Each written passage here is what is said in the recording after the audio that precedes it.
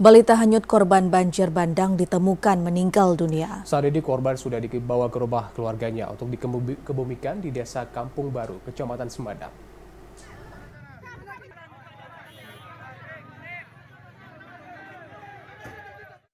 Warga Desa Kampung Baru, Kecamatan Semadam, Aceh Tenggara ditemukan meninggal dunia.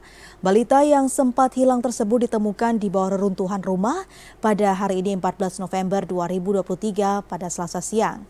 Camat Semadam, Ari Safrizal Arma menyebutkan, balita yang hilang saat banjir bandang pada Senin malam sudah ditemukan pertama kali oleh warga setempat di perkarangan rumahnya sekitar pukul 13.00 waktu Indonesia Barat.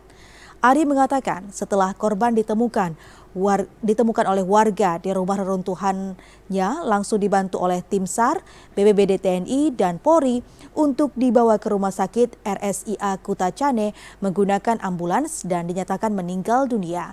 Saat ini korban sudah dibawa ke rumah keluarganya untuk dikebumikan di Desa Kampung Baru, Kecamatan Semadam.